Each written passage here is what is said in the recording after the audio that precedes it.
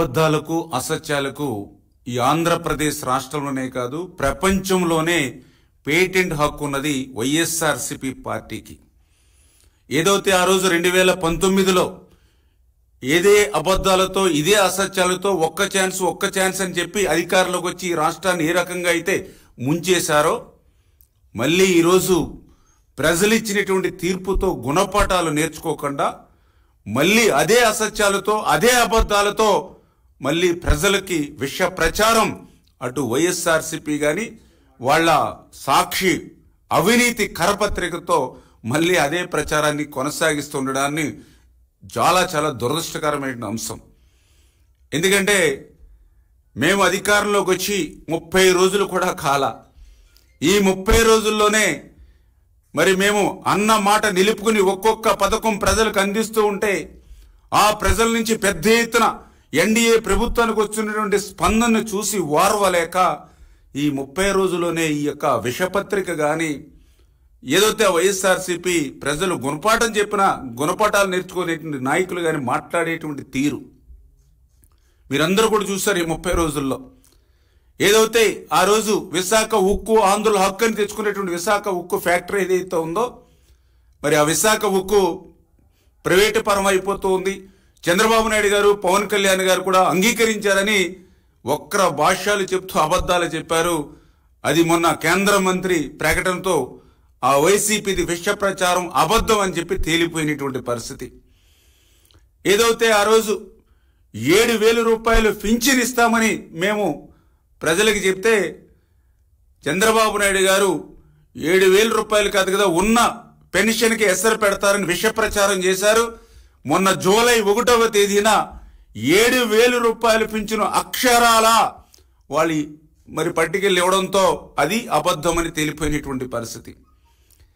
ఏదైతే ఎన్డీఏ ప్రభుత్వం వస్తే ఇంటింటికి పింఛను అందదు, గతంలో మాదిరిగా మళ్ళీ మీరు ఏదైతే సచివాలయ చుట్లు లేదంటే మరి పంచాయతీ ఆఫీసులు చుట్లు తిరగాలని చెప్పి అబద్ధపు ప్రచారం చేశారు. అది కూడా మొన్న జూలై 1వ తేదీన ఇంటింటికి వెళ్ళి సాక్షాత్తు ఆంధ్రప్రదేశ్ రాష్ట్ర ముఖ్యమంత్రి దగ్గర నుండి మరి అందరం కూడా ఇంటింటికి వెళ్ళి గడప దగ్గర ఏదైతే పింఛను అందజేశామో అది కూడా అబద్ధమని తేలిపోయినటువంటి పరిస్థితి వైఎస్ఆర్సీపీ ప్రచారం. అదేవిధంగా ఏదైతే ఉచిత ఇసుక అమలు కావడం లేదు, అక్కడ కూడా మరి 1,200, 1,400 పెట్టి కొనుగోలు చేసి ఇది ఉచిత ఇసుక ఏంటని ఏదైతే మీరు అబద్ధపు ప్రచారం చేశారో, ఈవేళ ప్రజలే మేము ఏదైతే ఎగుమతి ఛార్జీలు బాట ఛార్జీలు మాత్రమే పెట్టుకుని ఇసుకను ఉచితంగానే కొనుగోలు చేసుకుంటున్నామో, ఉచితంగానే ఇసుకను ఇంటికి తీసుకెళ్తున్నామని ఏదైతే ప్రజలు చెప్తూ ఉన్నారో దానితో అది కూడా మీ విష ప్రచారం అంతా కూడా అబద్ధమని తేలిపోయినటువంటి పరిస్థితి. మళ్ళీ ఈరోజు తల్లికి వందనం మీద కూడా గత 2 రోజుల నుంచి ఏదైతే మీ బ్లూ మీడియా కానీ మీ యొక్క ఏదైతే విష పత్రికలో మళ్ళీ అబద్ధాలు అసత్యాలు అదే మాదిరిగా ప్రచారం చేస్తున్నటువంటి పరిస్థితిని నేను గత 2 రోజులుగా కూడా చూస్తూ ఉన్నటువంటి పరిస్థితి. ఏదైతే ఇంకా తల్లికి వందనం మీద ఇంకా మేము ఎటువంటి విధి విధానాలు ఇంకా రూపకల్పన చేసుకోనప్పటికీ, ఎందుకంటే ఇప్పుడు ఏదైతే జగన్మోహన్ రెడ్డి మాట ఇచ్చి మడమ తిప్పి అమ్మఒడి ఒకరికి ఇస్తూ ఉంటే ఎంతమంది పిల్లలకి ఇస్తూ ఉన్నారు, ఆ ఒక్కరికి కూడా ఎంతమందికి ప్రభుత్వం ఎగ్గొట్టింది.